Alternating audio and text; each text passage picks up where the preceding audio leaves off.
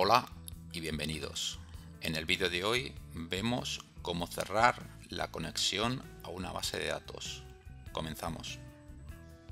Bueno, en el vídeo anterior vimos cómo crear una conexión, cómo crear una conexión a una base de datos, ¿vale? Y lo que teníamos que hacer una vez que parametrizábamos la conexión a la base de datos era abrir la base de datos, ¿vale? Una vez abrimos la base de datos podemos trabajar con ella, podemos eliminar, actualizar, extraer, insertar registros de la base de datos y posteriormente, una vez que hemos trabajado con la base de datos, es conveniente cerrar la base de datos. Igual que la hemos abierto antes de trabajar con ella, tenemos que cerrarla después de trabajar con ella.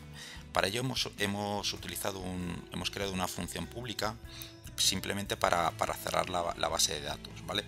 De modo que cuando nosotros creemos una macro para hacer una consulta a la base de datos o que nos modifica algún tipo de registro o cualquier otra operación, pues el paso va a ser vamos a llamar a esta función para abrir la base de datos, para conectarla y abrirla.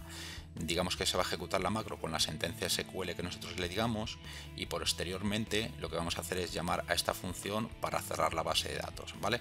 Digamos que cuando ejecutemos una consulta, la consulta va a llamar a esta función de conectar y abrir la base de datos, y luego cuando realice la consulta la va a cerrar, ¿vale? Va a cerrar la base de datos para dejarla libre, digamos. El proceso es abrirla, trabajar con ella y volverla a cerrar. Para ello, para cerrar la base de datos, bueno, pues es muy sencilla, ¿vale? Lo primero que le vamos a tener que crear es una línea es un tratamiento de un caso de error.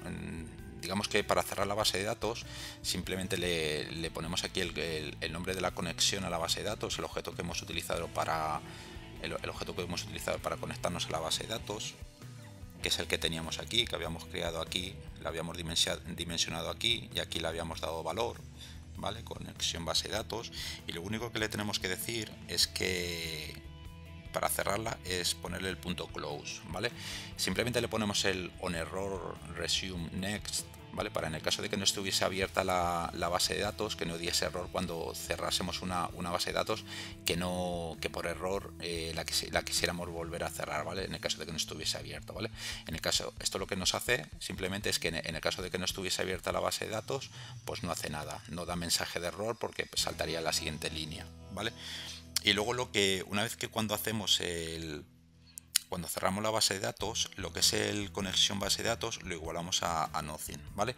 Digamos que para dejar el objeto conexión base de datos que hemos utilizado para conectarnos a la base de datos y luego abrirla, pues igualarlo al nothing, que es como dejarlo con los parámetros o con la configuración que tiene por defecto, ¿vale? Digamos que para cerrar la base de datos, bueno, pues la cerramos y igualamos el conexión base de datos o el objeto que utilizamos, lo igualamos a nothing, ¿vale? Con esto cerraríamos la base de datos, por lo que ya tenemos cómo conectarnos a la base de datos, abrirla y cerrar la base de datos, que es toda esta función. Y en el siguiente vídeo lo que vamos a empezar ya es a trabajar con sentencias SQL, pues para extraer registros, ya sean todos los registros de la base de datos, ya sean ciertos registros que cumplen determinadas condiciones que nosotros le pongamos, o podemos modificar registros, aquellos campos que nosotros queramos modificar de esos registros, o simplemente eliminar registros de la base de datos, ¿vale? Pero esto lo vemos ya en el siguiente vídeo. Bueno, pues esto ha sido todo por el vídeo de hoy. Si te ha gustado, bueno, pues dale un me gusta, compártelo con otras personas que creas que le puede interesar. Si no te quieres perder los próximos vídeos que voy a publicar sobre este tema de base de datos o cualquier otro que vaya a publicar sobre macros en Excel con VBA, bueno, pues suscríbete al canal, es totalmente gratuito. Y si quieres volver a ver los vídeos que he publicado hasta el momento, que son como más de 65, pues puedes ir al menú de YouTube y ahí los puedes encontrar todos juntos. O si quieres ver separados por lista de reproducción, pues también puedes verlo de este modo. Un saludo y os veo en el próximo vídeo.